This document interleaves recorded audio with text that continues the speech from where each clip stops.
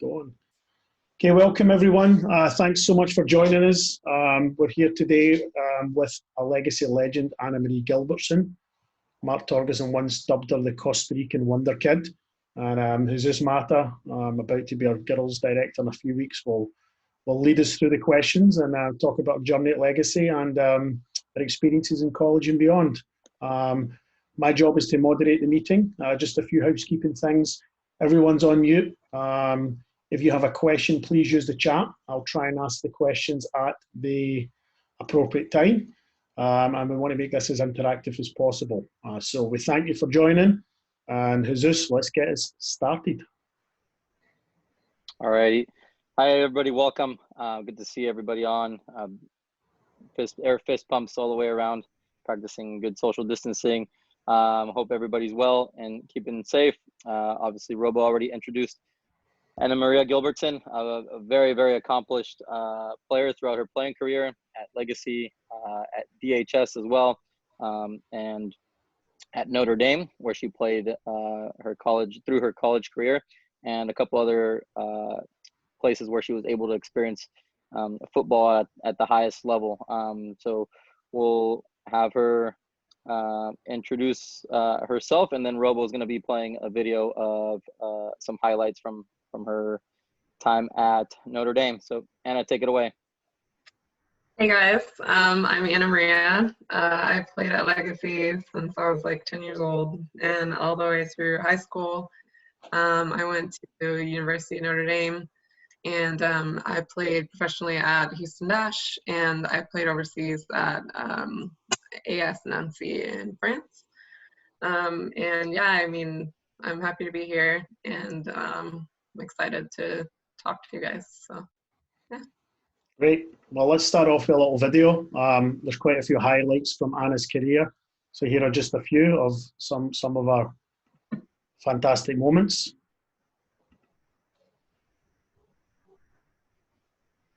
Neither offense has been able to gain momentum yet.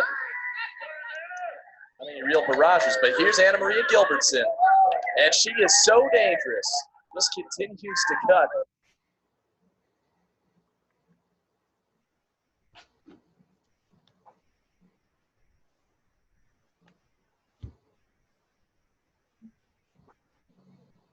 Pressure that Notre Dame puts on you at all times is almost like a full court pressure in basketball. When you receive the ball as the opponent, you have a Notre Dame player in the back. And here's Sabrina Flores wide open. She scores. Notre Dame with the Irish against Valpo last season. Instead it'll be Anna Maria Gilbertson. She shoots and scores. We're missing the image, Robo. Can't see the video. You can't see the video. Oh, okay. So, all right. Well, for the whole time? Yeah. Yeah. All right. Well, come on. Somebody tell me. I'm watching this thinking it's fantastic. Okay, let's start again. Okay. So, please let me know if I'm not doing my job correctly. Okay. So let me screen share again. Okay. All right. My bad. Sorry. That's all good. I guess screen sharing was paused. So, let's do this here. Okay, share screen. My apologies. I should have said give us a thumbs up if you can see this. I'll try that again. Give me a thumbs up if you can see the screen now. All right, here we go. Anna Marie Gilbertson, take two. I get the privilege of watching this twice. So there you go. Neither offense has been able to gain momentum yet. I mean, real barrages, but here's Anna Maria Gilbertson. And she is so dangerous. Just continues to cut.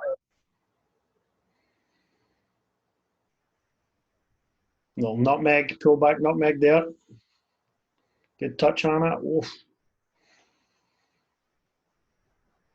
Pressure that Notre Dame puts on you at all times is almost like a full court pressure in basketball.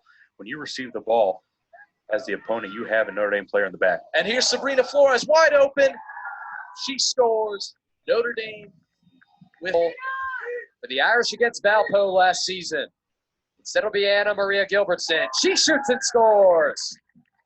Goal! Very good transition. Great pass there by Jacobs. Gilbertson gets by her defender, and she scores! goes on the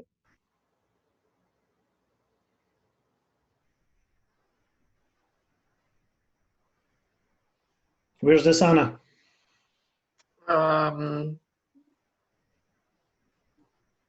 That's a good question. It says Broncos, maybe Santa Clara. Boise State. Or that one, yeah.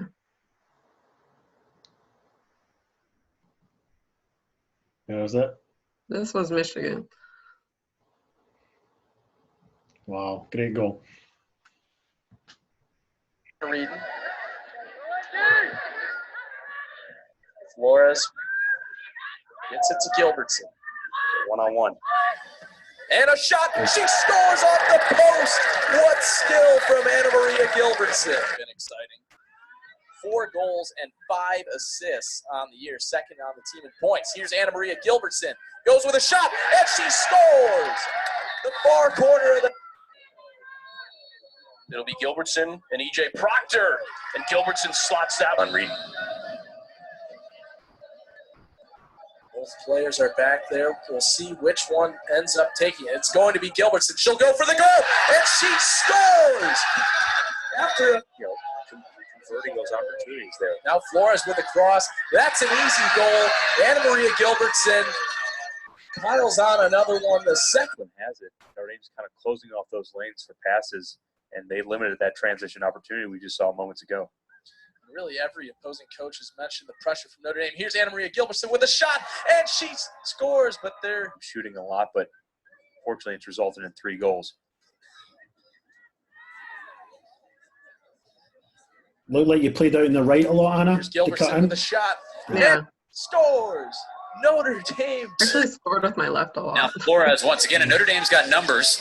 It's Gilbertson arriving late on the right. Can they find her? They can. Gilbertson into the box. A one-on-one against Stearns. She'll let it fly, and it's tapped in. This is a big goal. Notre Dame trying to pin back this Virginia team, and they have done that. At the top of the box, it's Gilbertson to win it, and she has done that. Notre Dame on the road hands Virginia its first loss of the year. That was number 1 Virginia. That's got to be good. Yeah, that was probably the best game-winning goal for sure. Great. Well, is this, you want to dive right in?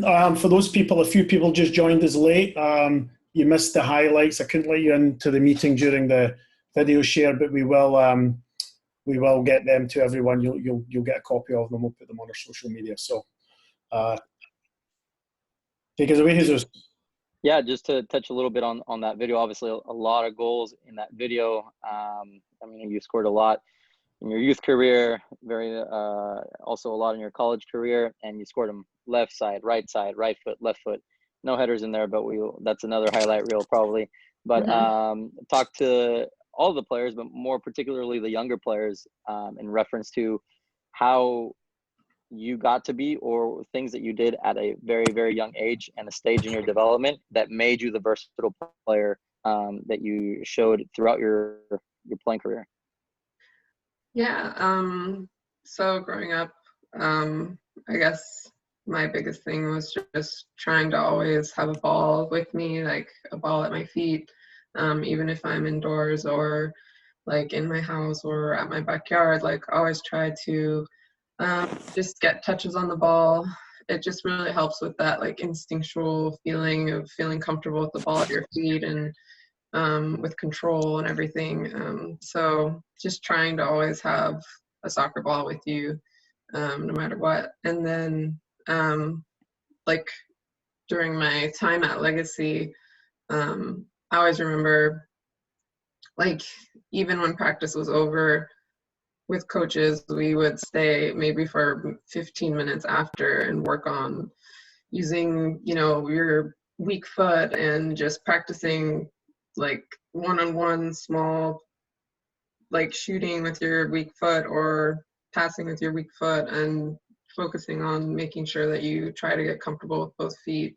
That honestly helped me a lot in my career because I would be playing on the right side as a striker or as a midfielder, and I could cut in and then use my left foot comfortably and be able to not have my defender cut me off by using the sideline.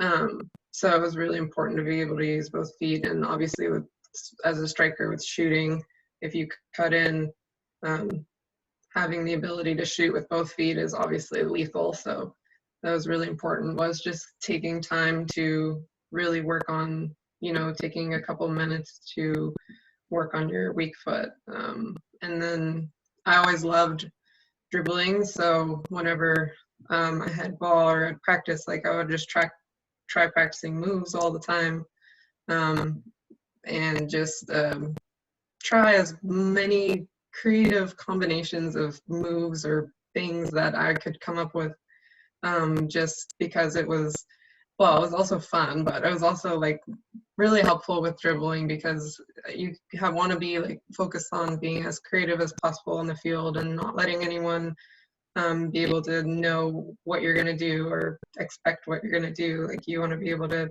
surprise your defender or surprise who you're going against, and be able to, show a bunch of different types of creative moves. So I would always be with the ball playing with different combinations of moves and stuff on my teammates growing up. But yeah. And a lot of these are important, obviously, because they helped you develop into the player that you became, and helped you in the process of, having a distinct style. Hopefully the players saw in that video the flair that you play with, and the style of player and type of player that you are, which made you a very distinct player in your age group, and not only obviously in the club, but also within NorCal, the state, and eventually nationally. And part of that process was playing up an age or two throughout the course of your legacy career, and then coming back coming back to your own age group. Talk to us a little bit about that process and how it went for you, and how it kind of went in stages for you. Yeah.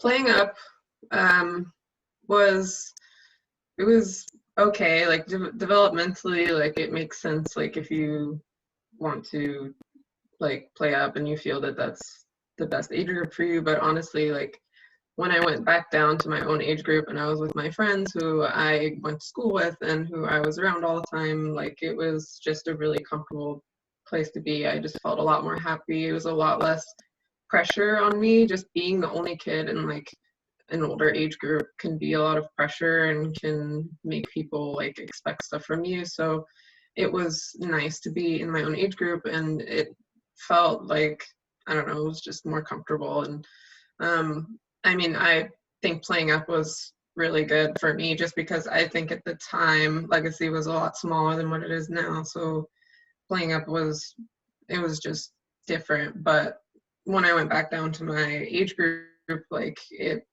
wasn't even that, like the difference was even that big, because you always scrimmage against the age group right above you and stuff like that. So it was really nice to be able to play with my teammates who I knew, and it didn't really like change my development at all. It was comfortable, and it was helpful to do both. But yeah. And you touched there that obviously the club was a little bit different than what it is now, obviously, in terms of size and all the dynamics of the club. Talk a little bit about you, obviously, the player that you became.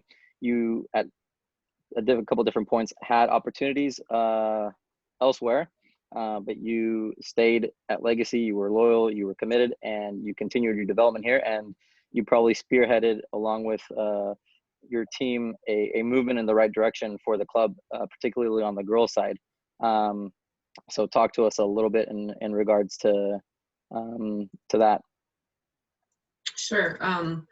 Yeah, for sure. It was very different. And growing up, like you would always have opportunities like, oh, like this team's in the ECNL and stuff like that or whatever. And it would like be really like supposedly better. But I always stayed at Legacy just because I loved my coaches. I love my team. And, like I think playing with the same players and growing up playing with the same players it's a really magical experience. Like it's something that you never forget. And those are people that you never forget for the rest of your life. And there were players that I had played with since I was like 12 until my high school age. And I would not give up that experience for anything, really. They're just people that I will forever love and have in my life. And I also just know, like, playing with the coaches that I had, like, there was no reason for me to go anywhere else. Like, I had the best coaches possible. Like, I knew that I was developing. I knew that I was getting better. And it was honestly the best thing for me to stay at Legacy. So I was really happy. Great. And I don't know if you can see that, but Rolo's putting up some oldies but goodies here of your times at Legacy, the early years, the early Anna years. Those were great. Moving a little bit further, getting closer to high school and going through high school, obviously a stellar career at DHS as well, and moving through your your high school years at the club level, you were gaining a lot of traction, gaining a lot of interest in terms of the college recruitment system and in terms of schools reaching out everywhere from the East Coast to the West Coast, all over the country. I think you probably had a couple of letters from Jupiter and Mars as well. So pretty much getting interest from everywhere is a tall task to kind of narrow things down for you moving forward and coming to a decision of where you see yourself for 4 years when you're still going through that process. What are some things that helped you narrow that search down for you throughout that process? Yeah, picking a college is like a huge balance, really. For me, like, I focused a lot, obviously, on the program of soccer, which include like the dynamic of the team, the coaches, how good their program was doing, and if I could see them growing in the future, and if they had plans for growth in the future and what that looked like. But I also really want to emphasize the importance of academics. Like, for me, that was like a huge thing. It weighed a lot into my decision into what school I wanted to go to, was just academically making sure that it was a very good school and provided me that option as well. Because at the end of the day, when you go to college, you're a student athlete, and they always say this, which is cliche, but student comes first. And I mean, it played a big role into my decision. But again, also choosing the school based on how comfortable you are with the team and the environment and what their vibe is, and if you can relate to them, and if you feel like you can fit into that, scenario, then it's probably the right choice for you. When I first walked onto Notre Dame's campus, it was like almost like a magical feeling. So I feel like I kind of knew really quickly that it was a place that I wanted to be for 4 years. So, yeah. That's a great segue, and also great perspective for our players that, academics is a big part of not only the process, but it's a big process in life. And you mentioned it yourself, being a student athlete, because student comes first in that name and that profile. And for those of you that joined us early on, there was an image up on the screen, and Anna had the honor and earned the honor of being an all conference, all academic performer, and obviously at Notre Dame. And that comes through hard work and discipline and a lot of other things. And it's tough to manage success both on the pitch and off the pitch in the classroom, but like she mentions, it's a big part of a player in college and in life. So Anna, what were things that you were able to do, or things that helped you maintain the balance between the field and the classroom? Yeah, for sure. Academics was important, like so important.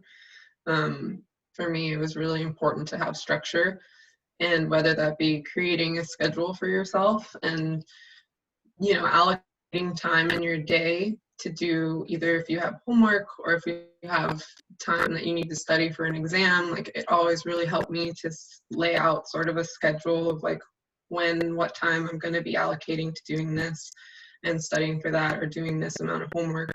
when I was in college, that became essential. Like you needed to have a schedule. Like it was class every morning and then class in the afternoon, and you have practice every day at 4. And then after that, you have to basically allocate your nighttime to, you know, what classes do I have, what homework for. And, you know, I set aside maybe like 30 minutes for this class and then 30 minutes for that class. And then I would look up, you know, a bunch of different types of, there were a bunch of study groups that I would join, and that's really helpful as well, just to be able to stay on track. And if you ever have teammates in your class and stuff like that, you know, teamwork is really important also, and making sure that you guys keep each other accountable. But yeah, just basically scheduling and being really strict about making sure that you stick to that schedule. And it doesn't have to be anything like super crazy, but just making sure that you are ahead of time, you know, preparing yourself for, you know, you have an exam in 2 weeks. So make sure that you've allocated at least maybe a couple 30 minutes to study in advance for that. So you're not last minute scrambling or anything like that. It's just all about, you know, balance. So, yeah.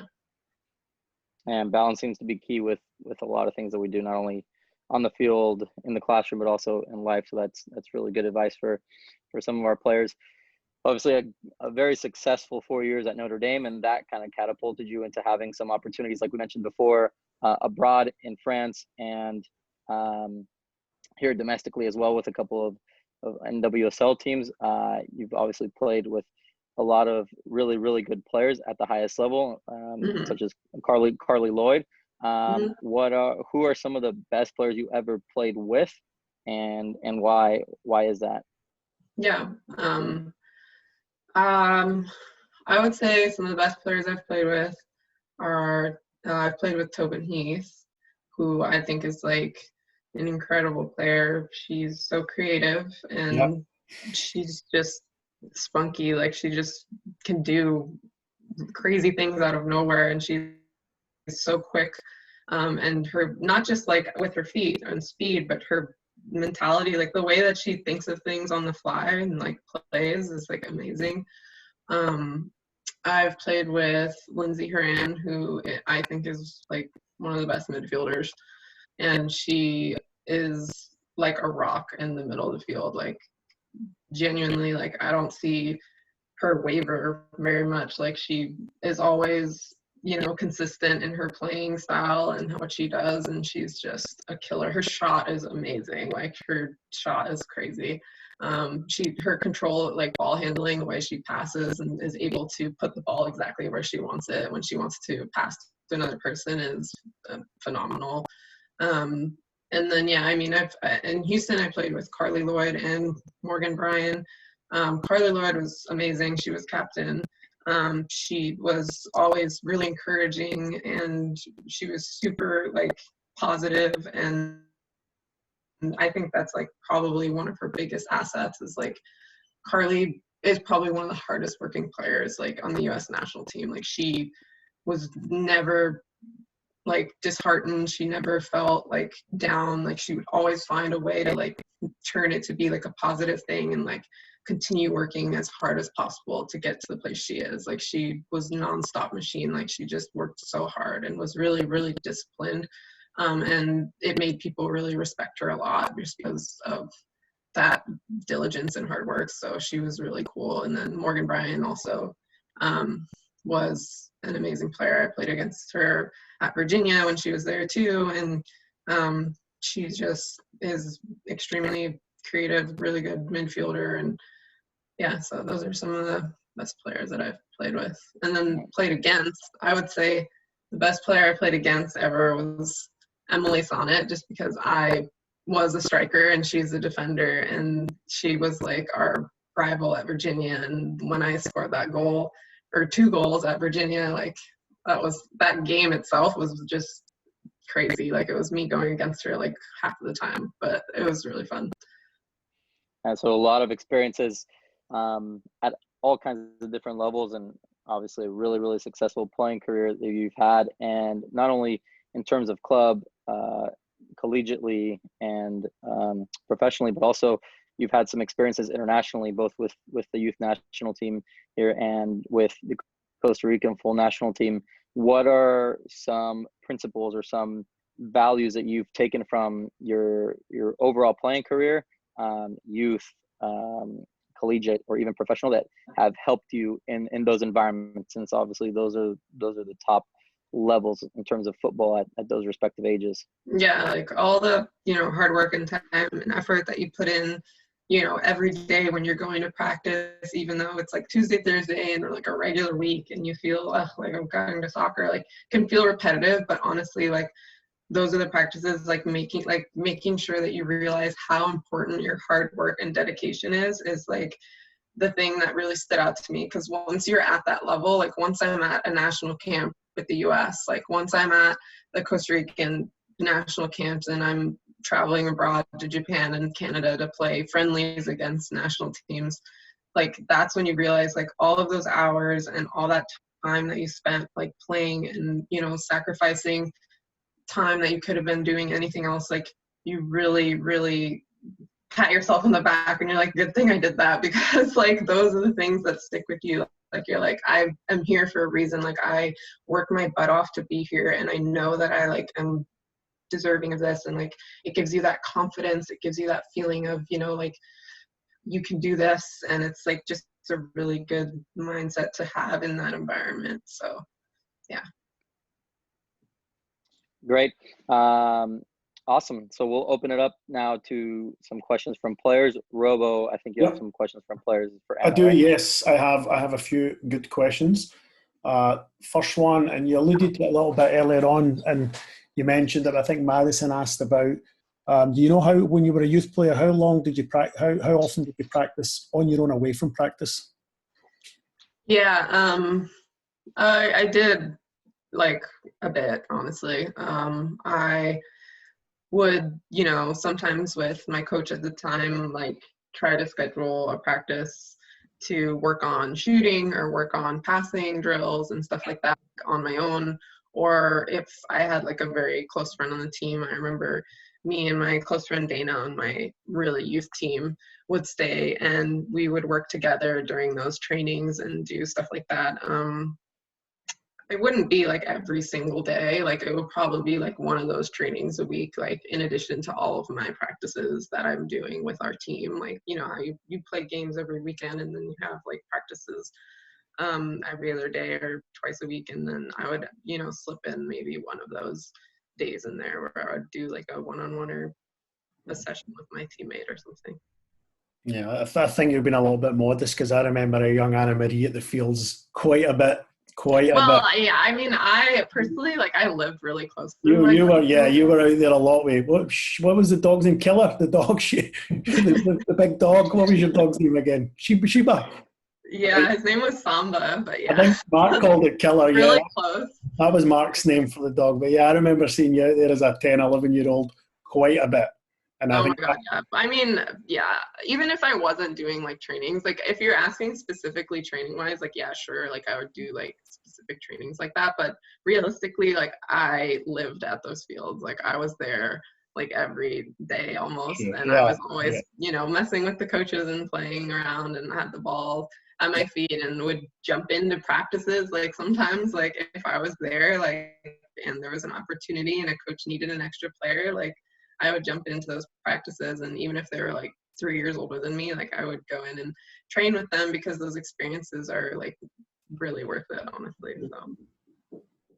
Yeah, great. So a couple questions coming in. This one, what are you thinking before the game?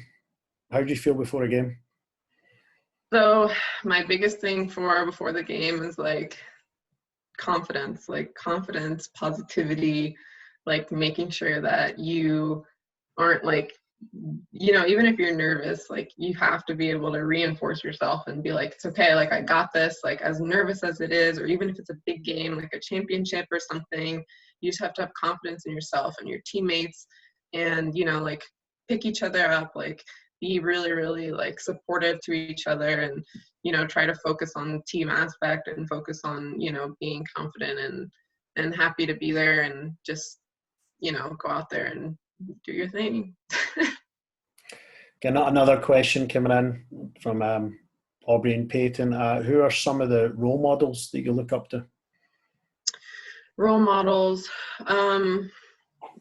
I would say, honestly, Carli Lloyd is a huge role model for me just because, like I said, her work ethic is insane. And I think that hard work and discipline and dedication to anything is something that really leads to success. So she's like a huge role model. She's an incredible captain. And like I said, she's also really supportive and positive like that, like making sure that everyone is feeling their best. And, you know, at the end of the day, if you're super supportive to your teammates, like that's only going to help you. Like it's only going to help your team, and that's only going to make you guys better. So I don't know, it's just really something that has stuck with me. Okay, a good question coming in here from Taylor Dever from our 04. She has a big college future for sure, and I know she's gone through the whole recruiting process. So I'm guessing one of them might be Notre Dame, because her question is very specific, and I think you can answer this. What is the vibe environment like in Notre Dame? How did they find you? Did you play for Coach Norman? And if you did, what is he like? So, they found me. I played at Disney Cup, and at the time the head coach was Randy Waldrum, and he found me there and recruited me. So that's how they saw me. It was just at one of those big, tournaments. The vibe at Notre Dame is like a really good academic school also. So the vibe is like really, I love it because I obviously went there and I enjoyed my time there, but it's hardworking, and it's like you are, having fun on the field, but also having fun off the field, like hanging out with your teammates and like, doing well in school and stuff.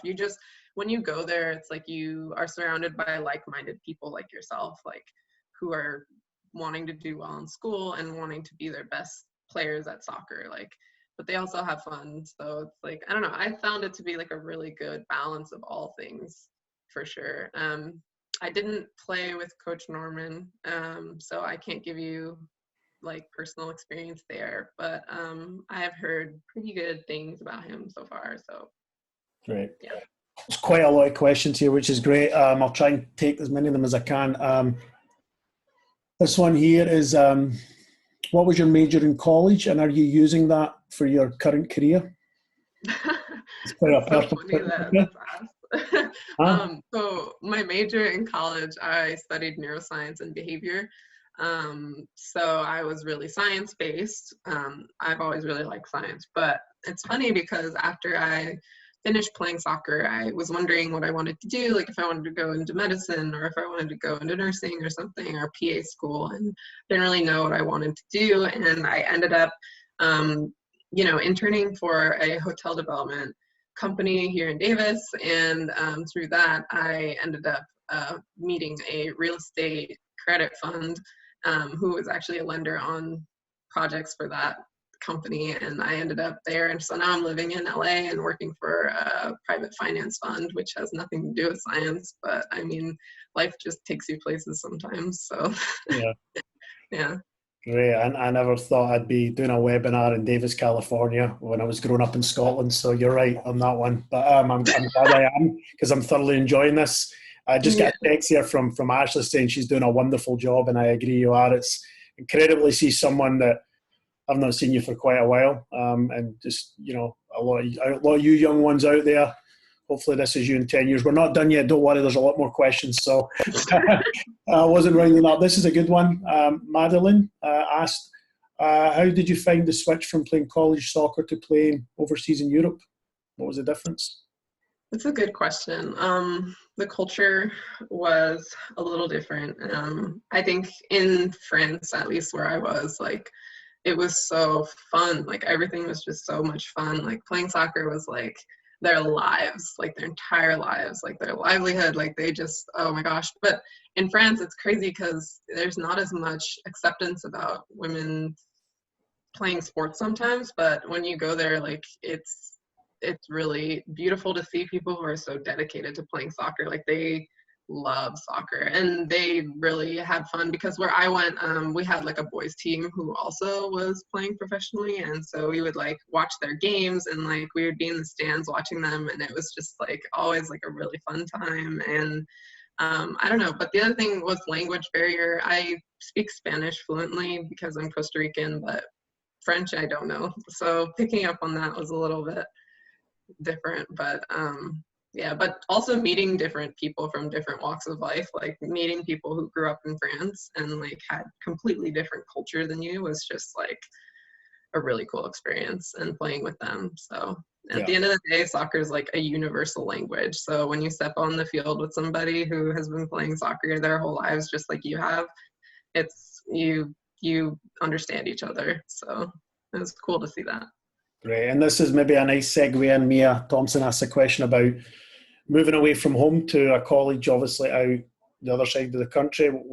How hard was that? And maybe that helped with the transition to move to Europe, but that experience, would you say that was a factor? And to the question, sorry, I don't want to get ahead of the question itself. The question is, was it hard to move away from home for college, to move to so far away?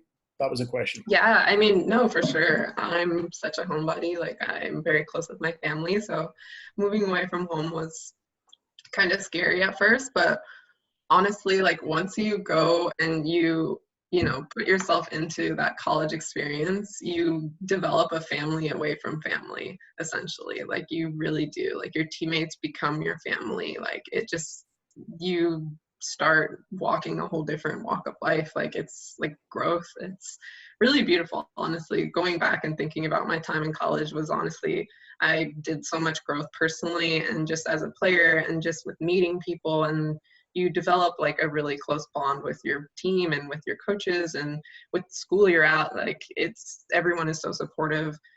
And so you feel a lot of love and support if you're at school, whether you're away from your family or not. So, yeah. Great. And then just a follow-up question to talking about your major. And I think you touched on this earlier, and I think this is the interviews we've done so far, I think the answers are overwhelmingly similar. But was it hard to balance such a hard major with soccer in college? Honestly, yes, it was. It just took a lot of discipline and time and effort. And I mean, you can do it. Like, you really can do it. Like, I'm not saying that it's like I regret it, because I don't even at all, like slightly.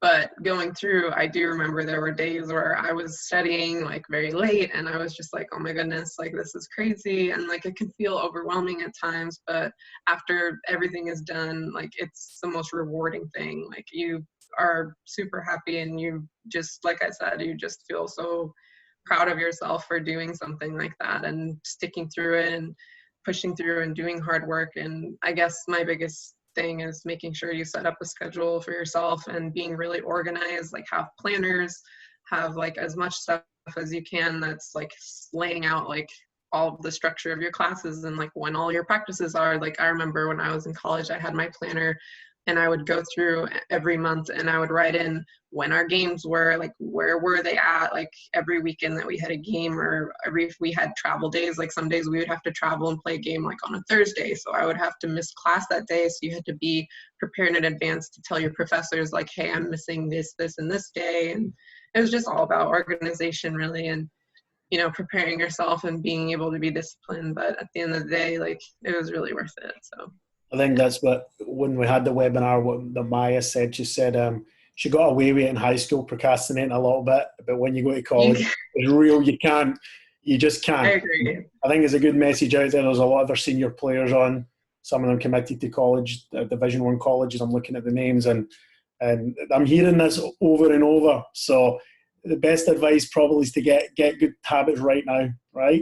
I will tell you, like in high school, like I was kind of like, woohoo, like just playing soccer sort of, and like hanging out, and like obviously I still did well in school and everything, but like going to college is different. Like, you are like in charge of yourself now. Like, you have to make sure that everything is laid out for yourself, and it comes naturally, like once you're there, because everyone else around you is doing it too. And especially when you go in with your freshman class, like all of you are going through the same thing at the same time. So lean on your teammates and, use them also, because they're also going through the same thing you're going through. And that was always really helpful too, just having people with you that are doing the same thing. So great.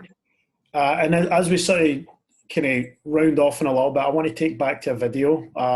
This one was not on your highlight reel, and I'm kind of not sure why, but nonetheless, we cannot not show this goal. This goal, was it a contender for the goal? Oh no, this is actually the last video. Was it a contender for goal of the year, or did it get it, or what was the?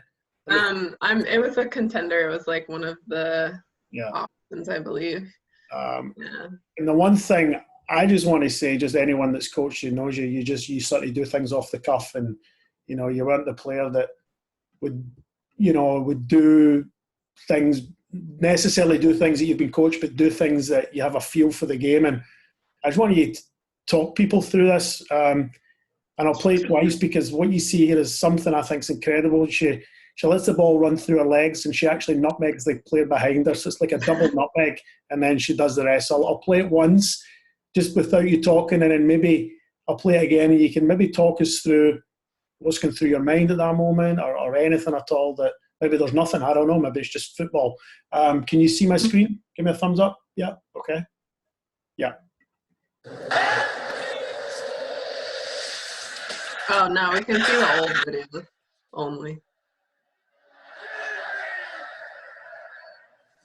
Tough go of it for the Terrapins tonight, especially when you consider the win they're coming off of on Sunday. Got that huge win against Wake Forest.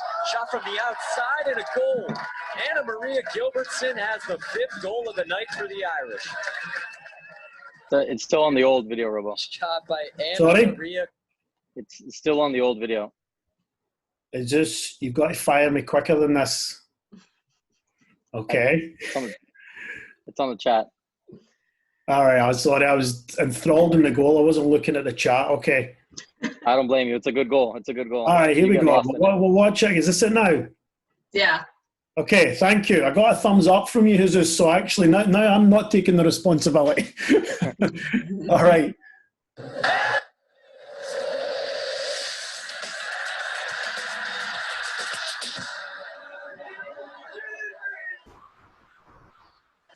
Tough go of it for the Terrapins tonight, especially when you consider the win they're coming off of on Sunday. Oopsie. Got that huge win against Wake Forest. Shot from the outside and a goal. Anna Maria Gilbertson has the 5th goal of the night for the Irish. Beautifully Watch this. placed Oh, they shot didn't by show the Anna Maria Gilbertson, the sophomore. It's unassisted. I want to just slow this part down, and then I'll play one more time. You can talk through. Just watch this, Skip. Just watch this. Oh, whoopsie! Pretty incredible. So, yeah, why don't you talk us through it? Yeah, no, this was fun. This was my sophomore year. We were beating them already, but that doesn't matter. But it was, I forget. I think I just the win they're coming off of on Sunday. yeah, basically. Yeah, I'm not sure. I'm not sure the audio. I'm not sure. Adapt to the environment. Okay, so basically, like, this girl had been on my back, like, my defender had been on my back pretty, like, stubbornly for a majority of this time. And so I knew that she was there, like, I could feel her right behind me, and I knew that if I faked it out, like, I kind of did, like, a fake where I was, like, gonna make my first touch to get the ball, and I just took that step forward and let it go because I knew she would follow me. And so I don't know if the nutmeg was 100% on purpose, but I did know that if I just let that ball go through, like, she would not know that I was going to do that. And then immediately just turned and picked up the ball. And then I always like to cut inside just because I feel that's my comfort zone. Whenever I have the ball as a striker, I find it like a very fun thing where I'm on the outside and then I cut in quickly and then I have an opportunity to shoot. And I guess I took that opportunity there. So, yeah. It was fun. Yeah. I always try to do like as many creative little moves like that, like when I'm in the game, just because I don't know, they work, so I might as well do that. Yeah, and I think just knowing you as a player growing up, we got a little bit static here somewhere. I think I do the same thing over and over. I'll just act like I do the same thing, and then you switch it up. You guys, background noise. You guys hear me? Like somebody's off mute. Okay, hold on. Just bear with me, guys. I'm having a few technical difficulties today. I'm supposed to get better as I do these. I've done a ton of these and I'm having a few glitches, but can you hear me, Anna? Yeah? Yeah. Okay. Jesus, thumbs up. I think I had something open. I think I had something playing in the black background of my desktop and it was confusing me. Okay, so what I'd say, or just my sort of feeling on that, Anna, I know you don't plan these things, but just knowing you growing up, watching you play, you're always off the cuff. You've done things that we never coached you. And I think that, what can you put that down to? Is it just you playing, like you mentioned earlier on, you used to come out to Legacy almost every day. You played pickup, you kicked the ball. I remember even Mark put you in goals one time. Do you think that just that almost unstructured play has helped you just be creative? We're talking a lot. Yeah. So much, for sure. Not focusing, because here's my thing. Like, I love watching soccer. Like, I think it's the best thing. But sometimes not focusing so much on like what your specific like position has to do is something that I think helped me a lot. I kind of just didn't really care where I was on the field. Like, I just was playing because I just felt that instinctual feeling, like the ball's at my feet, I need to get it towards the goal. Like, and I think playing like pickup, like you said, and like just playing in all sorts of different positions and trying things and just, always kicking it around and pick up, and it developed that like instinct, I think, for me a little bit, that creative side where it's more of a feeling when you're playing versus thinking so much like structure wise, like, oh, like I need to kick the ball here or dribble here or do this or that or this exact movement. Like, it was always just a feeling sometimes. So, but I think that definitely was enhanced by spending so much time around, the fields and with the ball at my feet and playing with a bunch of people. So, yeah. Jesus and I spoke offline, I think yesterday or this morning, and we were talking about a goal, which Jesus will describe, a goal you scored at the youth level. I wasn't there, but I remember I was the technical director at the time, and my name was on the college brochures. And the next day, my phone, I felt like Jerry Maguire, my phone was blowing up with college coaches all over the country. Jesus, can you tell us what happened? I believe it was against Slammers at Surf Cup. Do you want to talk us through that? Yeah, it was U17's summer surf, and if I'm not mistaken, Slammers had just won like the first ECNL title that year, and one of the brothers was coaching the team. Very, very good team. Obviously, that was, I think, like the first year of the ECNL, and so there was a lot of sort of buzz around the game. Oh, we're playing Slammers, and so kind of a big game going in, and I think we were down 1-0 or it was 0-0, and Anna got the ball probably 25, 30 yards past in our own half, about that distance from the midline, and put her skis on and just slalomed through the Slammers players like a Messi type of Maradona goal from 86, except this was one on the left side. She did it from the left side, and she got to a point where she felt comfortable and saw that the goalkeeper was in a position where she could score, and she zinged the ball, and the rest is history.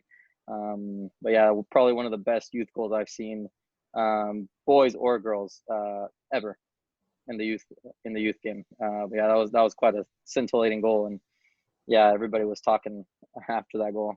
Anna, just when you said boys, Anna, didn't you play a game with Davis Legacy boys team at one point? Was it you? Not a real game. I know I played pickup with them, and I would play like scrimmage with them, like scrimmages. Yeah. I thought you'd played a game for the U16 white team one time. There were shorty players.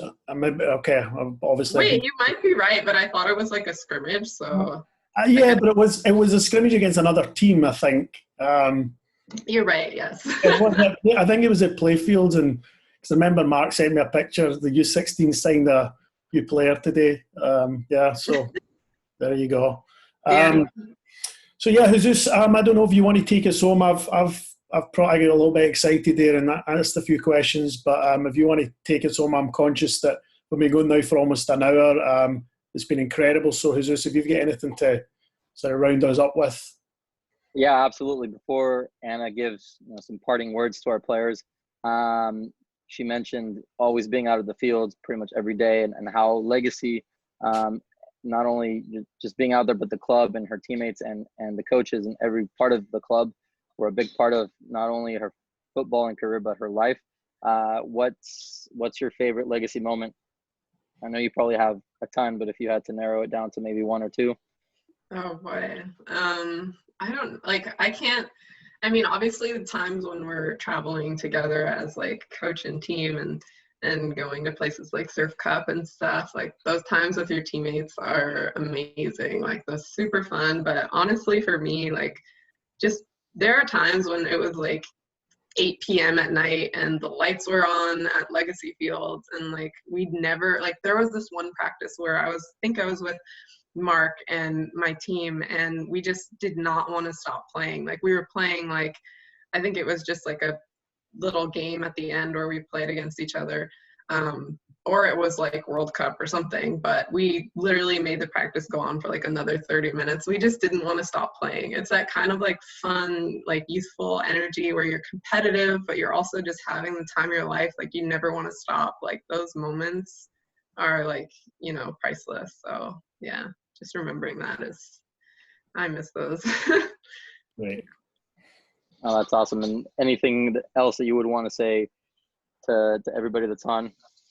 Yeah, I want to say thank you so much to Legacy, obviously, for everything that they did for me. Like my coaches, my teammates, like all my time there was literally, like Jesus said, like such a huge part of my life in general, not just soccer wise. Like those things, those connections, like they never go away, like ever. And there's things that are going to stay with you for, you know, the rest of your life. So thank you guys so much for that. And then just parting advice for me, for players, one thing that took me a little while to learn, that's really, I think, very important to emphasize is I would always get a little down on myself if I ever made like a mistake or something, like on the soccer field. If I made a mistake, or if I let a goal in, or if I didn't score a goal when I had an open breakaway or something, I would always get down on myself. And I think the most important thing I learned is like to always pick yourself back up, and like don't let any small mistake like affect your mindset. Like always try to be positive, and like